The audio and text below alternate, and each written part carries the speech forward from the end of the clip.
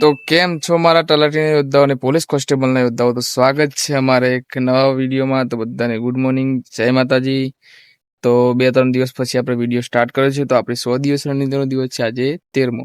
તો આપણે કમિટમેન્ટ કરી હતી કે જો 50 વ્યૂઝ આવશે, જો પેલા 100 દિવસ રણનીતિના 12મા દિવસમાં, તો આપણે બીજો વિડીયો મૂકીશું. તો આજે વિડીયો શૂટ કર્યો છે આપણે. ગઈકાલે 50 વ્યૂઝ આવ્યા હતા, તો આ વિડીયોને આપણે 100 વ્યૂઝ રાખશું કમિટમેન્ટ.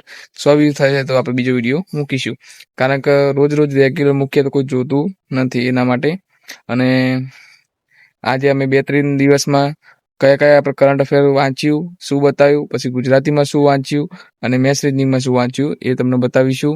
એના પછી આપણે સોમવારથી સાયન્સ અને ટેક કરવાનું, એન્ડ ભૂગોળ એન્ડ વારસો. તો વારસો એક ટોપિક લેતા રહીશું.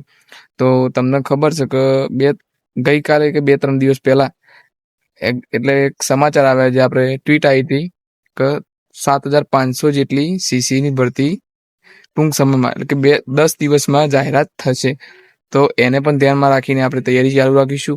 એનો પણ સિલેબસ આપણે સીસી ગ્રુપ એ બીનો છે જ, તો એ પ્રમાણે આપણે કયા ટોપિક સેમ થાય છે એ પણ ચકાસી લઈશું. તો સોમવારથી આપણે એ પણ તૈયારી ચાલુ કરી દઈશું. તો અત્યારે તમને કરંટ અફેર બતાવીશ અને બધું સલંગ જ બતાવીશ, અને આપણે ડાયરેક્ટ પછી વિડીયોને અંત આપી દઈશું. તો વિડીયો સાથે બન્યા રહેજો. તો વિડીયો ગમે તો લાઈક, શેર અને ચેનલને સબસ્ક્રાઈબ કરવાનું ભૂલતા નહીં. મિશન તલાટી ન્યૂઝ જોવાની. તો વિડીયો સાથે કન્ટિન્યુ. તો મારા યોદ્ધાઓ, તો 24-25 તારીખનું કરંટ અફેર છે. ખાલી પ્રશ્ન અને જવાબ જ બોલીશ અને ઝડપથી વિડીયો બતાવવાનો છે, કારણ કે લાંબો વિડીયો બનાવવાનો નહીં. તો ચલો, પહેલો પ્રશ્ન છે. તાજેતરમાં સમાચારમાં ઉત્તર પ્રદેશના મેરઠના કયા સંગીત વાદ્યને ભૌગોલિક સંકેત એટલે જીઆઈ ટેગ મળ્યો? તો બ્યુગલ, જે 200 વર્ષ જૂનું સંગીત વાગે છે. એના પછીનો પ્રશ્ન મિત્રો, તાજેતરમાં સમાચારમાં એલએનટી એટલે કે લુડો તેના હજીરા સુવિધા ખાતે ભારતીય સેના માટે જે વિશિષ્ટ ઓલ ટેલેન્ટ આર્મેડ બનાવશે તેનું નામ શું છે? તો BVS 10 સિંધુ એનું નામ છે એવું. એના પછીનો પ્રશ્ન, તાજેતરમાં સમાચારમાં રહેલ કયા દક્ષિણ પૂર્વ એશિયાઈ દેશને સત્તાવાર રીતે પોલિયો મુક્ત જાહેર કર્યો? તો ઇન્ડોનેશિયા. એના પછી આ બાદ પ્રશ્ન છે, ડિટેલમાં આપણે જવાબ આપતા નહીં, કારણ કે વિડીયો લાંબો થઈ જાય માટે. એના પછીનો પ્રશ્ન, તાજેતરમાં સમાચારમાં કયા દેશે પ્રથમ પરમાણુ પ્રતિરોધક કૃત્રિમ તરતા ટાપુનું નિર્માણ કરવાની જાહેરાત કરી? તો ચીન દ્વારા જાહેરાત કરવામાં આવી છે. એના પછીનો પ્રશ્ન મિત્રો, તાજેતરમાં સમાચારમાં રહેલ બોલિવૂડના હિમેન ધર્મેન્દ્રનું નિધન થયું તે કયા વર્ષે પદ્મભૂષણ નવાજવામાં આવ્યા હતા? 2012માં. એમની પ્રથમ મૂવી હતી દિલ ભી તેરા હમ ભી તેરે. એટલે પછી 26 તારીખનું કરંટ અફેર છે. તાજેતરમાં સમાચારમાં રહેલ પ્રથમ બ્લાઇન્ડ મહિલા T20 વર્લ્ડ કપ ક્યાં યોજાશે? તો ભારતમાં યોજાશે. એના પછીનો પ્રશ્ન, તાજેતરમાં સમાચારમાં ભારતીય નૌકાદળમાં કયા સ્વદેશી નિર્મિત જહાજને કમિશન કરવામાં આવ્યું? તો INS માહે. એના પછીનો પ્રશ્ન મિત્રો, તાજેતરમાં સમાચારમાં વર્લ્ડ બોક્સિંગ કપ 2025નું આયોજન ક્યાં કરવામાં આવ્યું હતું? ભારતમાં. એની આવૃત્તિ પ્રથમ હતી, યાદ રાખજો, કામનો પ્રશ્ન છે. પછી આ પણ મહત્વનો પ્રશ્ન છે. તાજેતરમાં સમાચારમાં રહેલ 12,000 વર્ષ પછી ફાટેલા જ્વાળામુખીનું નામ શું છે? તો હાઈલી ગુબ્બી, જે ઇથોપિયામાં થયો છે. એના પછીનો પ્રશ્ન મિત્રો, તાજેતરમાં સમાચારમાં રહેલ ભારતીય મહિલા કબડ્ડી ટીમે ફાઇનલમાં કઈ ટીમને હરાવીને વર્લ્ડ કપ જીત્યો? તો ચાઇનીઝ તાઇપે. આયોજન ઢાકા બાંગ્લાદેશમાં થયું હતું. એના પછીનો પ્રશ્ન મિત્રો, તાજેતરમાં સમાચારમાં રહેલ નવેમ્બર 2025માં રાષ્ટ્રીય કાનૂની સંસ્થા સત્તામંડળ નાલસાના આગામી કાર્યકારી અધ્યક્ષ એટલે નાલસાના કાર્યકારી અધ્યક્ષ કોને બનાવવામાં આવ્યા? જસ્ટિસ વિક્રમનાથને. નાલસા વિશે માહિતી છે.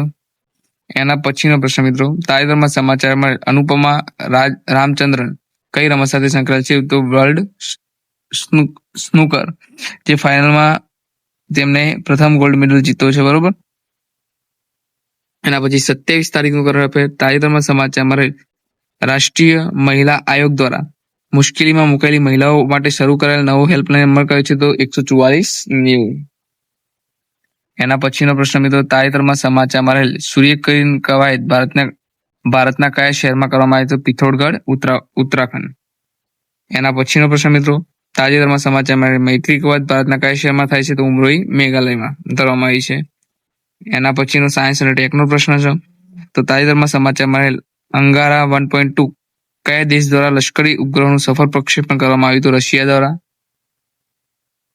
એના પછીનો પ્રશ્ન મિત્રો, તાજેતરમાં સમાચારમાં રહેલ IBSA નેતાઓની બેઠકનું આયોજન કયા કરવામાં આવ્યું અને તેના પ્રધાનમંત્રી નરેન્દ્ર મોદી દ્વારા ભાગ લેવામાં આવ્યો? તો જોનિસબર્ગ, દક્ષિણ આફ્રિકા. 28 તારીખનું કરંટ અફેર, 29 તારીખનું લખ્યું નથી. તો તાજેતરમાં સમાચાર મળેલ આંધ્રપ્રદેશ સરકારે કેટલા નવા જિલ્લાઓને મંજૂરી આપી? 3. એના પછીનો પ્રશ્ન મિત્રો, તાજેતરમાં સમાચાર મળેલ ICC men's T20 world cup 2025 માટે ટુર્નામેન્ટ એમ્બેસેડર તરીકે કોની નિમણૂક કરવામાં આવી? તો રોહિત શર્મા, જેની આયોજન ભારતમાં થશે અને 10મી આવૃત્તિ છે. એના પછીનો મિત્રો પ્રશ્ન, તાજેતરમાં સમાચાર મળેલ ભારતનું પ્રથમ MRI સેન્ટર ક્યાં બનાવવામાં આવશે? તો હૈદરાબાદમાં બનાવવામાં આવશે. એના પછીનો પ્રશ્ન મિત્રો, તાજેતરમાં સમાચાર મળેલ હેમર પ્રિસિઝન માર્ગદર્શક વેપન સિસ્ટમના ઉત્પાદન માટે કયા બે દેશો વચ્ચે MOU થયા છે? ભારત અને ફ્રાન્સ વચ્ચે. આપણો છેલ્લો પ્રશ્ન, તાજેતરમાં સમાચાર મળેલ ડેવિસ કપ 2025 કોના દ્વારા જીતવામાં આવ્યો છે? તો ઇટાલી દ્વારા. બરાબર, તો આટલે સુધી છે. આની PDF જોઈતી તો તમે કમેન્ટ કરજો કે PDF, તો હું તમને ટેલિગ્રામમાં મોકલી દઈશ પર્સનલી. તો વિડીયો સાથે કન્ટિન્યુ તમને બતાવી દઉં મેથ્સ અને રીઝનિંગ. તમારા યોદ્ધાઓ તમને સંખ્યાઓ અને પ્રકારો વિશે માહિતી આપી હતી. એના પછીનું આપણું ચેપ્ટર હતું ઘાત અને ઘાતાંક વિશે. એમાં 3 ટાઈપ, કેટલા ટાઈપ લખ્યા છે આપણે? હા, 2 ટાઈપ લખ્યા છે. 3 ટાઈપ લખ્યા છે, હું તમને કહી દઉં. જો ઘાતવાળા પદમાં આધાર સરખો હોય, 2 પદ વચ્ચે ગુણાકારની નિશાન સરવાળો થાય, એના પણ ઉદાહરણ પણ આપેલા છે. એના પછીમાં ઘાતવાળા પદમાં જો આધાર સરખો હોય પણ 2 પદ વચ્ચે ભાગાકારની નિશાન હોય તો બાદબાકી થાય. અને યાદ રાખવાના મુદ્દા 100% કામમાં આવશે. કોઈ પણ અંકની 0 ઘાત હોય તો જવાબ 1 આવે. એમાં તમને ઉદાહરણ સાથે સમજાયેલું છે. 0 ઘાત હોય તો 1 આવે જવાબ. કોઈ પણ અંકની 1 ઘાત હોય તો ગમે જેટલી ઘાત હોય પણ તે પોતે જ સંખ્યા આવે. 1ની ગમે તેટલી ઘાત હોય તો પણ જવાબમાં 1 જ આવે. બરોબર, 1ની 10,000 ઘાત હોય તો પણ જવાબ 1 જ આવશે. એના પછી આધાર સરખો ન હોય ત્યારે શું કરવાનું છે? તો ઘાતની ઘાતનો ગુણાકાર થાય, એ બધું યાદ રાખજો. તો ઘાત સરખી કરવાની. એના પછી ઉદાહરણો છે, આટલા કરે છે આપણે. અને આપણે ગુજરાતી વ્યાકરણમાં મિત્રો કર્યું નહીં, શબ્દ ભંડોળ વાંચીએ એટલે તમને બતાવતા નહીં. તો આ વિડીયોમાં મતલબ પછી આ વિડીયોમાં આપણો જો તમને આટલું પતાવીને પછી કહું. બરોબર, તો આટલા સુધી આપણે વાંચ્યું છે. તો મારા યોદ્ધાઓ, તો આપણે કરંટ અફેર 25 તારીખથી 28 તારીખનું કરંટ અફેર તમને બતાવ્યું. એના પછી આપણે મેથ્સ અને રીડિંગમાં સંખ્યાઓની પ્રકારો તમને બતાવ્યા હતા. એના પછી ઘાત અને ઘાતાંક વિશે માહિતી મેળવી. ગુજરાતી વ્યાકરણમાં આપણે શબ્દ ભંડોળ વિશે વાંચ્યું તો પણ તમને બતાવ્યું નથી. જો આ વિડીયોમાં 100 વ્યૂઝ આવશે તો આપણે બીજો વિડીયો અપલોડ કરીશું શૂટ કરીને. ત્યાં સુધી આપણે રાહ જોઈશું. આપણા 100 દિવસ રણનીતિના 13મા વિડીયોમાં 100 વ્યૂ આવશે તો આપણે બીજો વિડીયો અપલોડ કરીશું. ને હવે તમારે કઈ એક્ઝામમાં શું તૈયાર કરવું, કઈ બુક વાંચી, એનો વિડીયો જોતો હોય તો પણ કમેન્ટ કરજો.